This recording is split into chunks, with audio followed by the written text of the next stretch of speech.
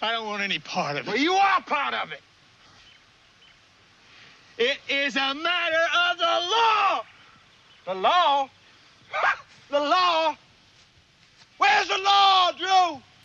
Alright guys, welcome to a classic film review of 1972's Deliverance, an adventure thriller starring Jon Voight, Burt Reynolds, Ned Beatty and Ronny Cox, and directed and co-written by John Boorman. Now this was based on the novel by James Dickey, and the film's a story of four men who go on a canoe trip up into North Georgia, where they will encounter events so dark that their trip becomes a hellish experience. Of course, the film has passed into infamy due to a particular scene featuring a couple of overly friendly hillbilly locals, but to focus on that too much would detract from what is actually one of the greatest and most influential survival thrillers of the 70s and, in fact, any decade. Let's take a look.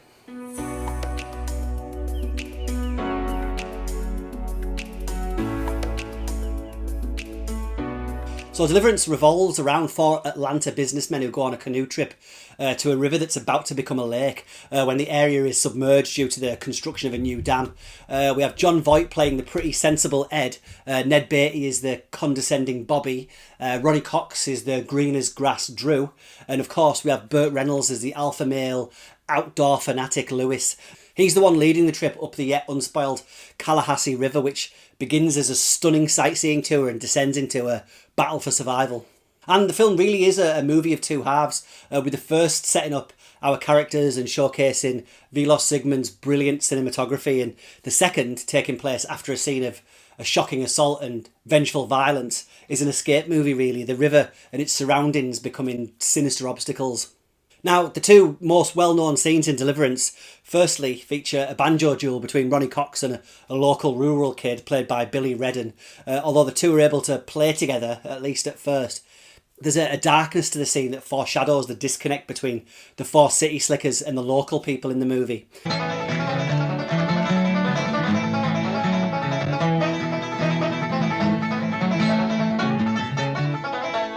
I'm lost. Now, of course, the boy turns up again as the guys enter the river proper, almost acting like the human equivalent of one of those signs that say, "Turn back now before it's too late." And the film's other infamous scene is the squeal like a pig scene, where Ned Beatty and Jon Voight have a confrontation with two local mountain men. You done taken a wrong turn. See, this here river don't go nowhere near Antry. Where does it go then?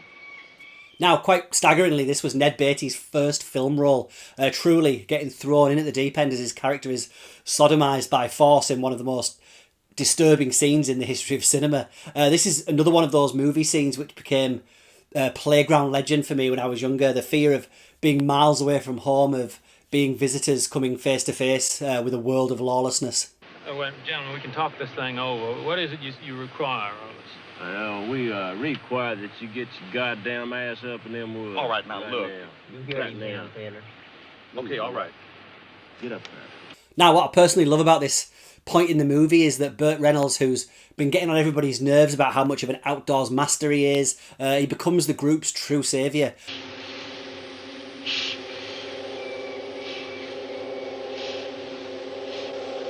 Yeah.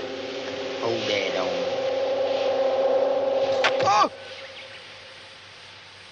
However, their trip goes from bad to worse as they now have to dispose of a dead body and avoid the other mountain men that may have gathered to get revenge.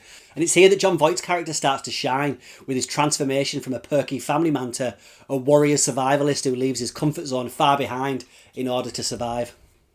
Now, I'm a big fan of outdoor survival movies in general, but Deliverance is top tier. If you've seen and enjoyed more modern films like The Edge, The River Wild, The Grey, or even The Revenant, this will be essential viewing, although this drifts further into horror territory than most of those films.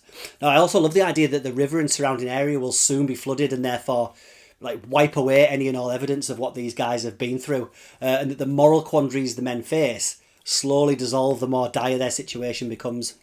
You're the guy with the answer. What the hell do we do now? Now you get to play the game.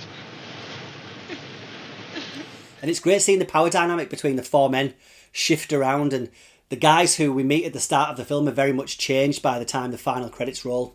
Now, Deliverance manages to be pretty unsettling and at times truly horrifying without having to rely on loud music and gore to be scary, something few modern movies are able to do. Its genius lies in its ability to put normal people into unthinkable situations. Now, the early 70s were truly an unrelenting time for cinema where morals and happy endings weren't yet focus grouped into movies by clueless studio executives.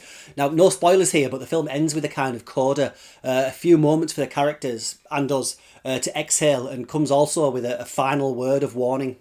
So the film's British director John Boorman had previously made Point Blank with Lee Marvin and Hell in the Pacific with Marvin again and Toshiro Mifune. He'd never make anything this good again. In fact, he followed this up with Zardoz. Deliverance was nominated for a few Oscars, but of course 1972 was the year The Godfather and Cabaret scooped up everything worth having.